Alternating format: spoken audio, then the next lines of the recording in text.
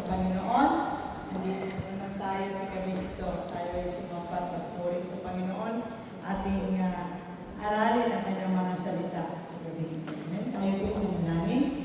Hallelujah. Thank you, Lord. Maraming mong salamat po Diyos sa gabi ito. Tunay nga po Diyos na tayo, Lord, ang Diyos noon, ngayon, magpakailanman. Salamat po, Panginoon, sa buhay at binigay at kalakasan. Dinako kami sa lugar na ito, O Diyos. Salamat din po, Panginoon, Ibig Lord, sa mga nanood, Lord, at online. We pray for them, O God, na Lord, continue to be with them, O God, Lord, na ma-realize na nila, Panginoon, Lord, ang pagsamba, Lord, ay personal, O Diyos, na dumako, Lord God, at sinabi mo nga po, Panginoon, huwag namin kaligtaan, Lord, ang ganitong mga pagtitibon, O Diyos, sa pananambahan, O Diyos. Kaya, maraming salamat, Panginoon, Lord God, sa mga salita na marinig namin tonight, O God. Itago mo sa likuran ng cross. Gamitin mo ako, Lord God, na instrument of the will ng pagpapahalin ng salita. Panginoon, Lord, wala po akong kakayanan. The Holy Spirit, Lord, takes tonight, Father God.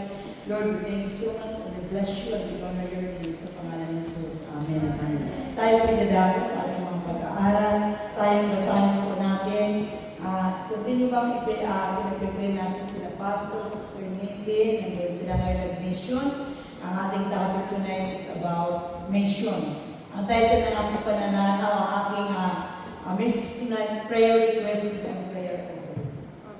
Tayo dadako sa 2 Thessalonians chapter 3, verse 1 to 5. Sabi niya dito mga kapatid, bilang pagtatapos, kasi last chapter ito ng chapter ng 2 Thessalonians, last chapter ito, chapter 3. Mga kapatid, bilang pagtatapos, ipanalangin niyo kami upang ang salita ng Panginoon ay mabilis na lumaganap at pararangalan ng lahat tulad ng ginagawa ninyo. Idalangin din ninyong maligtas kami sa mga taong mapaminsala at masasama, sapagkat hindi lahat ay may pananampalataya sa Diyos, ngunit tapat ang Panginoon, siya ay magpapatatag at mag-iingat sa inyo laban sa masasama. Dahil sa Panginoon, malaki ang aming pagtitiwala, sinusunod ninyo at patuloy na susundin ang mga itinuturo namin sa inyo. Patnubayan nawa kayo ng Panginoon upang lalo ninyong maunawaan ang pag-ibig ng Diyos at ang katatagan nagmumula kay Kristo. Amen. Ito po yung last chapter na sinulat ni Paul sa 2 Thessalonians. Si Paul dito ay alam natin na ang kanyang missionary. Nag-mission siya wherever, saan siya, dahil pinadako ng Panginoon siya po ay nag-mission. Katulad po ng ginawa ng ating pastor, ng ating mga brethren tonight, na nag-mission sila. May mga task na dapat natin ma-accomplish tungkol sa pagkatawag ng Diyos sa ating mga buhay.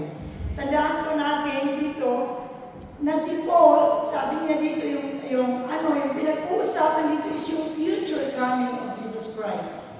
Si Paul ay nakikipag-usap in the last days. Ito, na alam po natin na sa panahon ngayon is nagpapakita na yung lawlessness na alam naman natin kung sino yun, yung work ni Satan na talagang dinidivert niya ang mga believers o yung mga unbelievers na hindi ma-open ang kanilang mga mind at ang kanilang heart sa Word of God.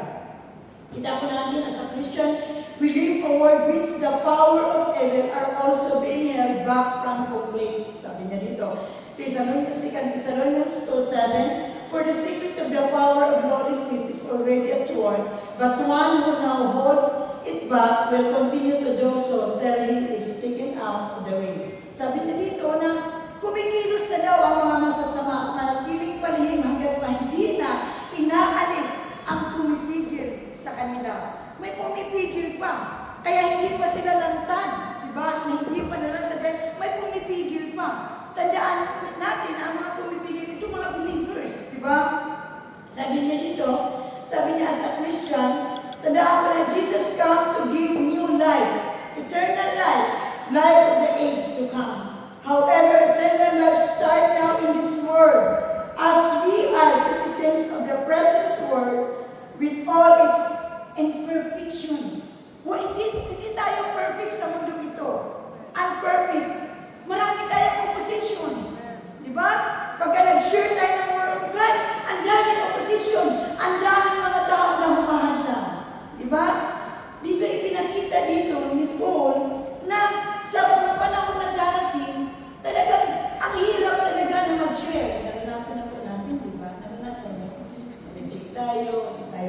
pansin. Pero sabi ni Paul dito, hindi daw tayo, kaya sabi niya dito, yung nag-mission sila, ang kabiling-biling niya kasi, kaya sabi ang title, prayer request. Ang prayer request ni Paul, ipanalangin mo kami. Kasi yung mga kasama ni Paul dito ng mga missionaries, hindi ganun katatag ang kanyang pananampalataya kagaya ng kay Paul. Kung ang pananampalataya natin, kami Paul ay dyan, tayo dito lang. Very strong pananampalataya ni Paul pagdating sa mission. Tagaptiyak talaga siya sa kanya. Ang kanyang mga kasama is hindi ganun katatag to guys. Kaya sabi niya, ang request niya, ipanalangin niyo kami. Kagaya ng ginawa niyo, Pastor, na pray for us. Habang pumupunta kami. Amen? Tapos sabi niya dito,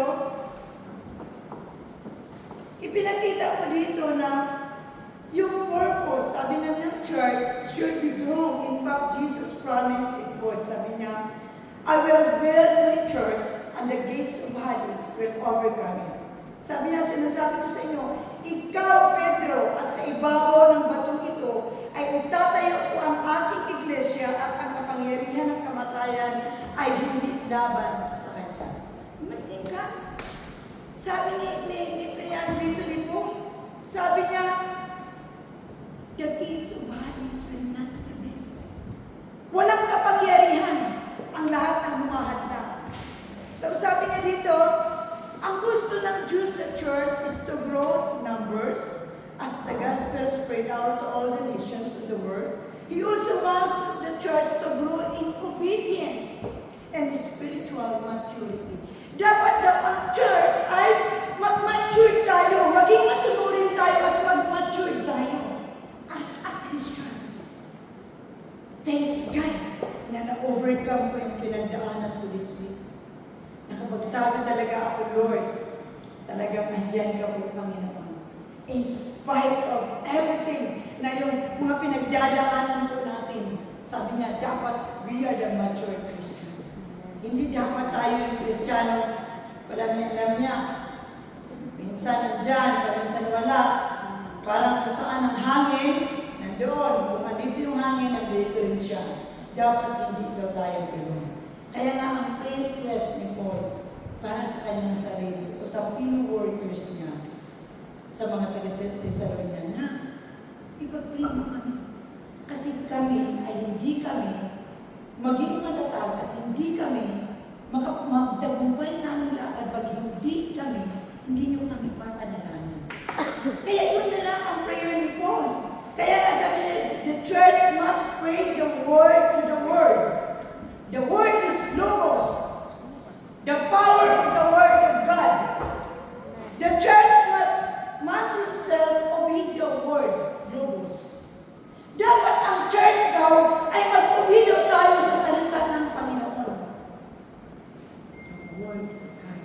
Sabi niya dito, prayer for the gospel. Thessalonians 3, chapter 1, sabi niya dito mga kapatid, bilang pagtatapos, ipanalangin niyo kami upang ang salita ng Panginoon ay mabilis na lumaganap at parangalan ang lahat tulad ng ginawa ninyo. Ang ibig sabihin nito, matanggap ng lahat na sinira natin. Na ma-open yung spiritual realm, ma-open yung spiritual blindness, spiritual deafness sa mga tao. Dapat yun, ipag-pray natin, ipag-prayer natin. Lord, ilapit mo kami doon sa mga reading ng puso. Lord, ilapit mo sila sa amin. Yun ang prayer. Kaya prayer request din po yun doon sa mga Thessalonians Church. That's also our prayer. Ng lahat ng mga dineploy ng Lord, dapat is ipanalangin po natin. Kaya nga sabi na dito na yung panalangin, yung prayer request ni Paul, asking na mag-pray talaga tayo. Keep praying to Him. Kaya keep praying one another. Sabi nga niya dito, si Paul, very strong ang kanyang pananampalataya.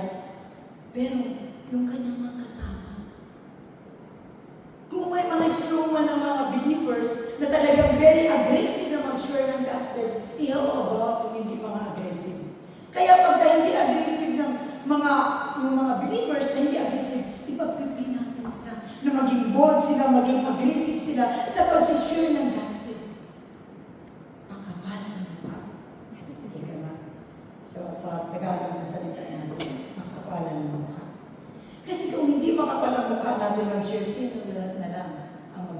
sino ang maliligtas? Kung yung sabihin natin, ay, ano naman, nakatahiya, ay, ano naman, baka insultuhin ako. Pag yan parati, yung motive mo, yung mind mo, yung mindset mo, hindi ka talaga magtatagumpay. Sabi nga dito, request ito ni Paul. Two things, sabi niya. The advancement of the gospel. For the acceptance of the gospel. Dapat ang gospel ng Lord is mag-advance.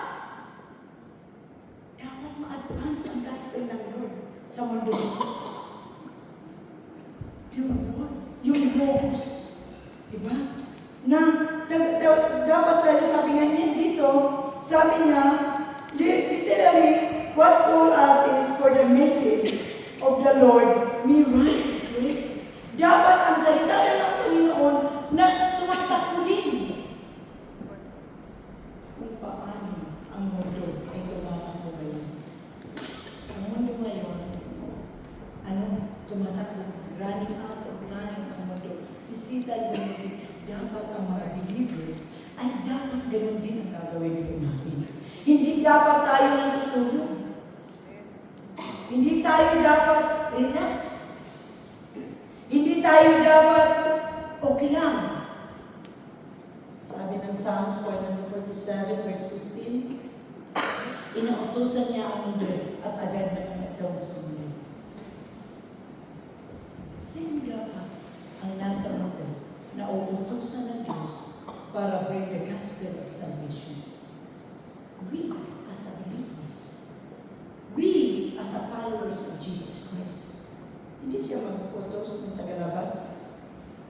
Kaya sabi niya dito, Paul's concern and desire is that the gospel will be like a champion. Running fast.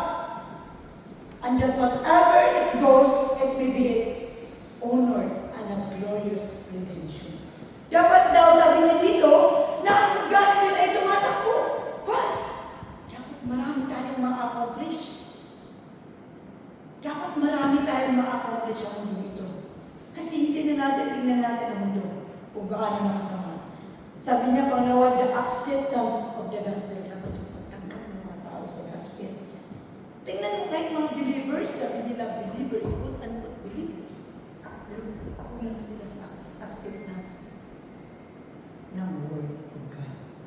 Kaya nga dito natin makikita, sabi niya, Paul says, the Thessalonians and other embrace the Christians' faith and he longs that many more will be do so. Ang vision ni Paul, na maabot, diba? Maabot niya yung the Roman Empire, kung mabasa natin yung book of Romans, without being lived, without the clear impression and passion to preach the gospel of Jesus Christ. Gusto niya mapenetrate lahat. Gusto ni Paul, mapenetrate lahat ang pag-share ng gospel.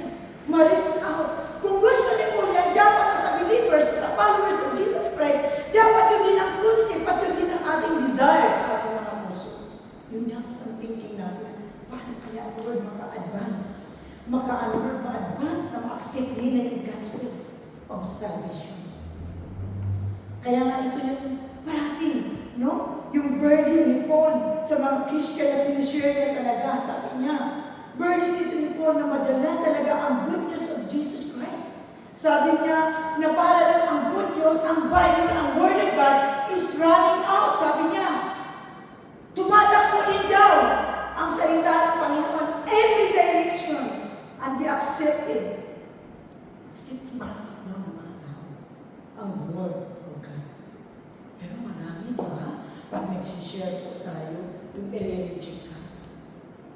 Nagsishare na ba kayo na i-reject kayo parang turn down ang inyong pagbigay ng drugs o yung pag-share nyo sa kanya, parang wala akong panahon, sa kanila. Diba? Gano'n, maraming ganyan, encounter natin. Pero, hindi daw tayo, sabi dito, hindi daw tayo mawala ng pag-asa. Ito kasi yung passion talaga ni Paul. Dapat pag ilagay natin sa ating puso na passion. Yun ang passion ng ating pastor, lead pastor ko natin. Para rin sa atin, yun din talaga ang passion. Ever since I start in Israel, 2001, talaga yun ang passion. Kahit noon pa talaga, makulit na talaga.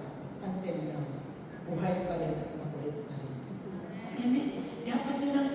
natin sa ating puso yung passion na yan na ibinigay ni Paul sa ating mga buhay. Sabi niya, ang prayer daw ni Paul is yung kahit yung ating mga finances, yung ating buhay, yung ating lakas, is dapat daw natin maibigay sa Panginoon. Ano yung ating bulsa? Para bigay natin yung ikasampung bahagi natin para mag-ano, expansion for the kingdom of God. Kasi pag hindi ka magbibigay, paano naman? Paano kayo sila magta-travel? Diba? Paano tayo makakarating sa ibang lugar? Paano tayo makapunta sa mga Bible study? Diba? Kung hindi tayo magbibigay. Kaya ito yung binigay ni ano, sabi niya, yung self-advancement para sa kingdom of God. Ito po dapat, kaya sabi ni Paul dito na dapat ilalagay daw niya doon sa mga puso ng mga Christian. Ito yung kabiling-bilin na talaga ni Paul parati na ilalagay ko yan sa mga puso niyo upang maging advance ang gospel.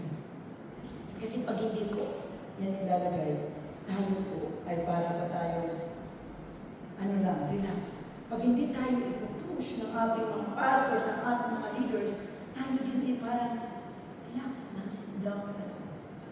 Diba? Sabi niya dito, the advancement and acceptance of the gospel. A church that lost its vision for mission has lost its heart for God. Kung sa church daw, walang vision sa mission, nawala na daw ang puso mo sa Panginoon. Kung wala kang pagmamalasakit sa mga unbelievers, wala na rin sa puso mo ang Diyos. Ay hindi grabe ka naman, judgmental ka naman, iyaw sinabi.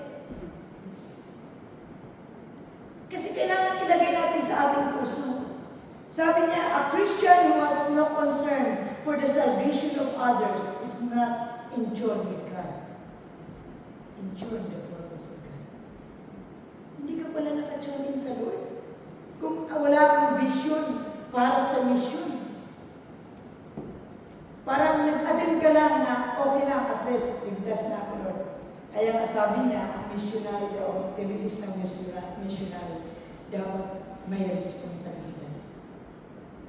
Yung responsibilidad na inatang ng Lord sa akin, diyan dapat ang responsibilidad na daladala ni Paul, tinuro ni Paul sa atin upang hindi namin makalimutan ito kay Panginoon. Amen? Amen. Sabi niya, prayer promotes the gospel. Dapat daw pag-pray natin na mag-promote talaga yung gospel. Makarating talaga. Totally, sabi niya dito, idalangin din ninyo, maligtas kami sa mga taong mapaminsala at masasama sapagkat hindi lahat ay may pananampalataya sa Diyos. Sabi ni Paul, ipanalangin kami kasi marami kami haharapin ng mga masasamang tao. Diba yung ibuhuli ka, yung talagang guguluhin ka? Sabi ni Paul, ipanalangin nyo kami. Ipanalangin nyo kami para ma-promote talaga yung gospel. Ito po, sabi niya yung protection. Protection sa mga humahayo. Kaya kung hindi ka humahayo, ikaw ay, ano yung role mo? Ano yung role mo pag hindi ka humahayo? Dapat nananalangin ka. Dapat alam mo yung role mo. Kung hindi ka daw pinadala ng Lord, dapat ang role mo, panalangin mo. Kaya na ikaw ang request ni Paul doon sa Thessalonians. Ipanalangin mo kami. Sabi niya, para hindi kami, sabi niya, para daw, sabi niya, idalangin din yung maligtas kami sa mga tao mapaminsala. Kaya marami kang mga sitwasyon na pagdadaanan habang ikaw ay nagsishare ng gospel. Praise God, dito sa Israel, hindi ka sasaktan. Sa ibang lugar, sa ibang bansa, talagang papatayin ka. Ikukulong ka pa. Diba? Lalataguhin ka, diba? Sa mga Middle East, sa mga Arab nations. Blessed tayo dito sa Israel. Kasi malaya tayo. Amen? Palakpakan natin for the glory of God. Next, sabi niya, protection from evil. Para sila mailigtas doon sa mga pinadala ni Satan. Kung ang Diyos ay may ipinadala, may ipapadala din sa sila na magdatrap doon sa mga missionaries para hindi maka-advance ang Word of God. Pero hindi si Paul, hindi siya tandaan natin, maraming pinagdaanan si Paul, di ba? Grabe, kinulong siya, nawasak yung barko, marami siya hinaharap, pinagbibintangan siya, pero hindi siya. Hindi pa natin naranasan yun. Either or doon, wala pa tayong naranasan. May naranasan na tayo. Ako hindi ko pa rin naranasan. Thanks God. Nung sumunod lang ako sa Panginoon ang naranasan ko, yung persecution ng family, mga loved ones. Yun lang ang naranasan ko. Slight lang, kunti lang. Di ba ang naranasan natin? Pero blessed tayo. Blessed tayo na din natin naranasan. Samantala, ang daming mga missionaries, mga pastors, na naranasan ko nila. Kaya nasabi niya, para daw mabilis na ma-accept ang message ng gospel, sabi ni Paul dito, dapat daw tayong mga believers ay magpupursige, sabi niya, promote the gospel.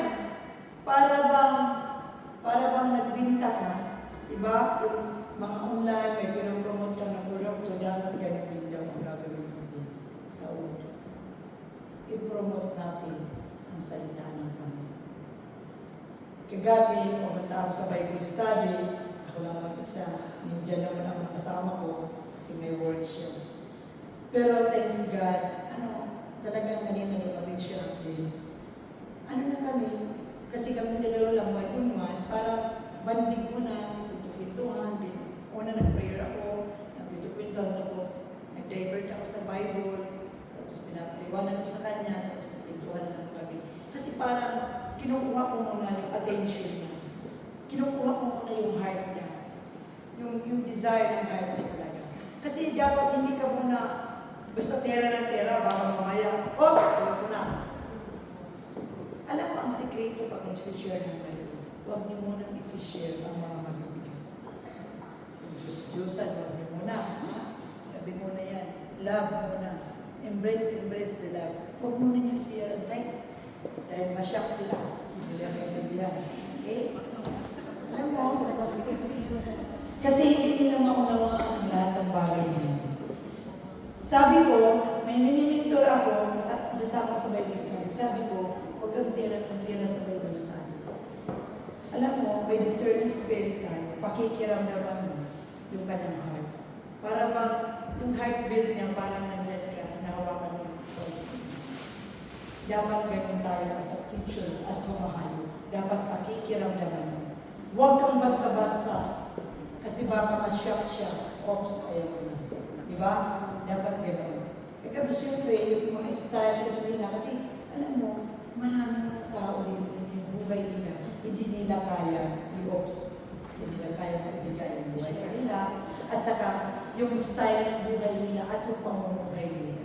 Dapat naramdam mo yun. Kaya paano ko ngayon? Paano ka papasok ngayon? Love mo na. Love.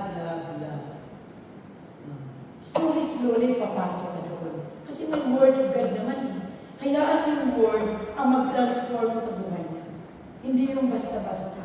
Na ipapakita ko natin na yung love ng Lord talaga ang mag-penetrate sa heart niya. Ganon ang sekreto ng buhay. Ewan ko lang sa mga style, ganun style. Evidence therapy. Yun ang style. Kaya nga, sabi niya dito,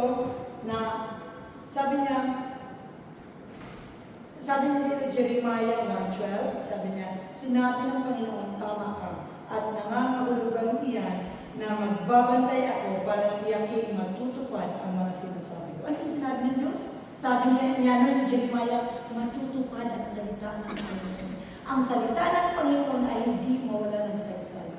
Lahat ng sinabi, logos, word, ay mangyayari.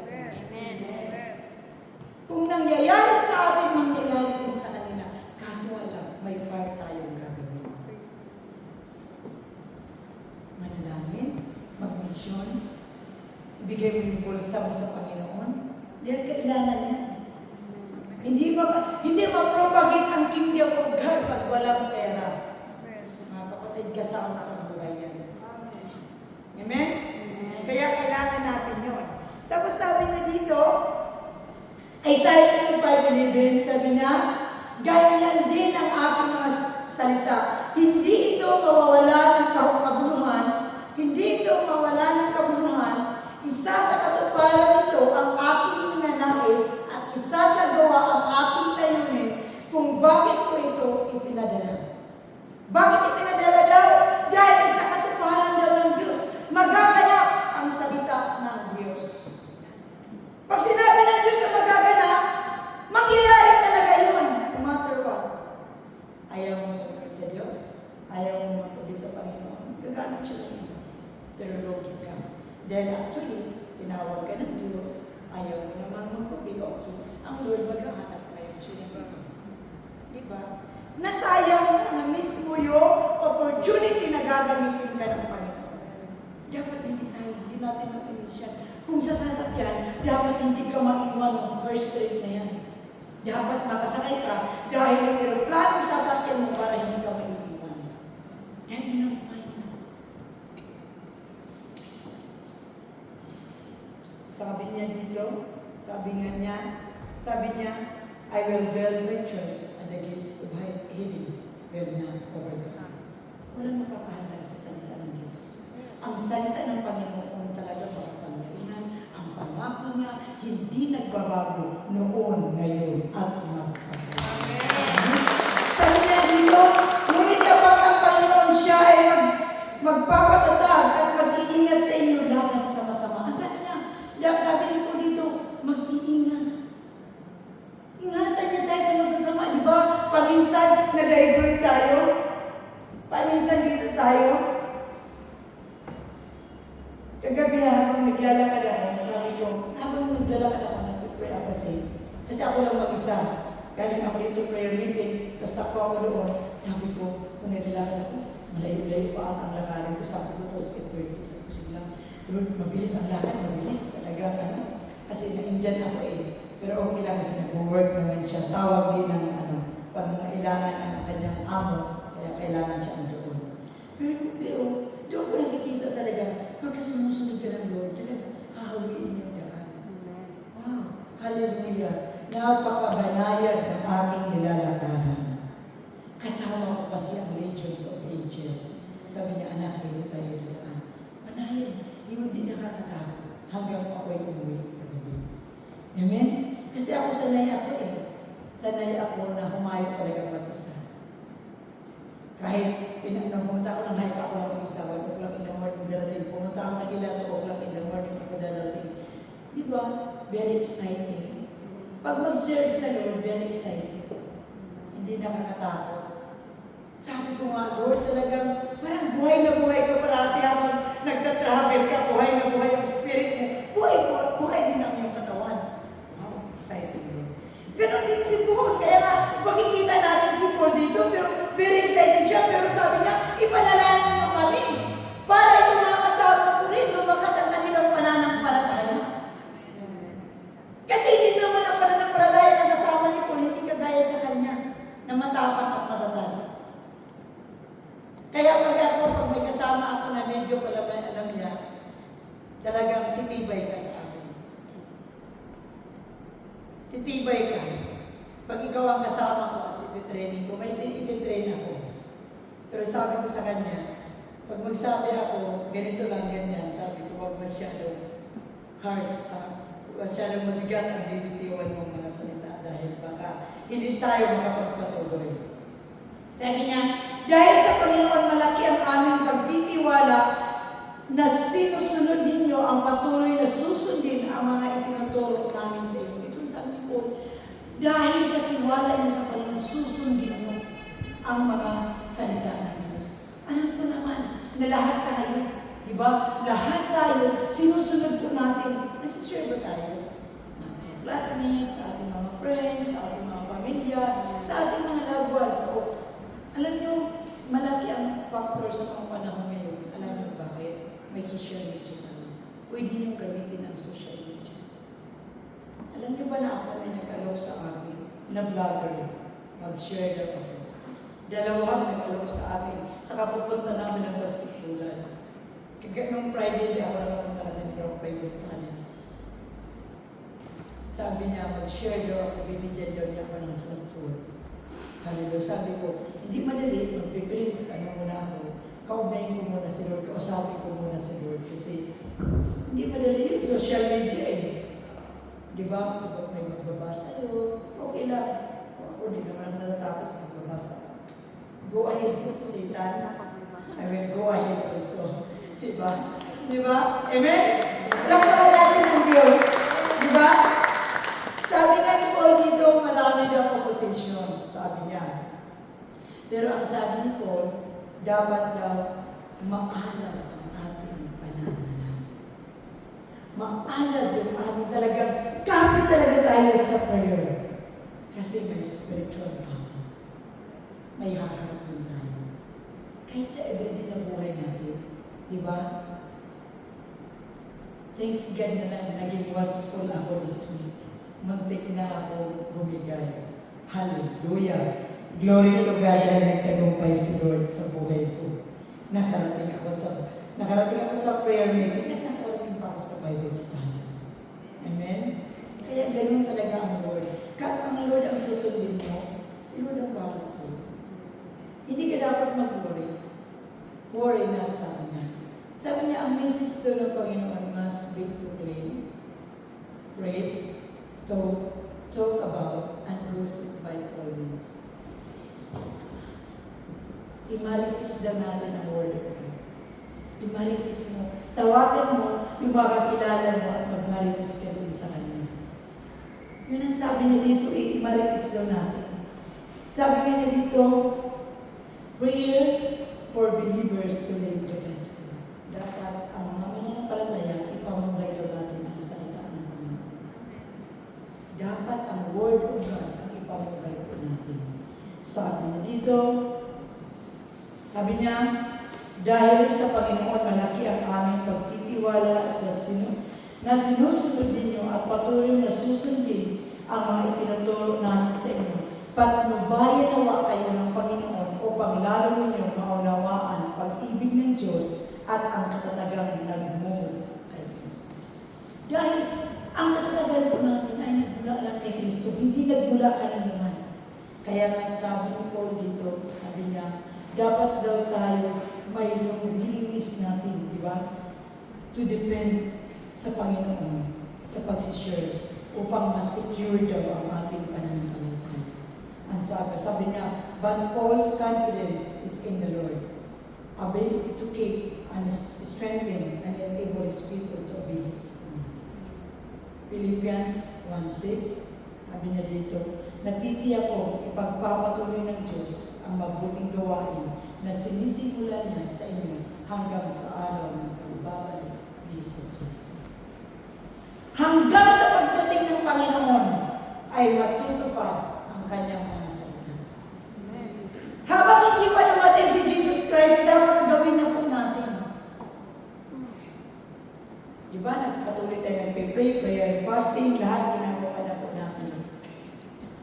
Patuloy tayo na mag-share, patuloy tayo na mag-pray. Alam mo, bawat isa lang sa atin yung to pray for, bawat isa lang sa atin nagdadala tayo, dalawa, lagyan natin dalawang tao, isa ating dadalhin, victorious ang God. Amen? Kaya, dito yung paalala sa lahat ng believers.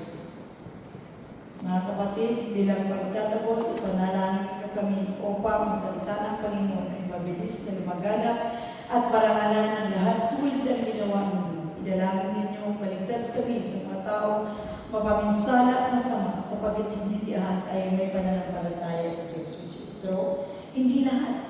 May mga nananampalataya sa mga bagay sa mundo ito. Kahit nga believers na wala ng pananampalataya. Habi na dito,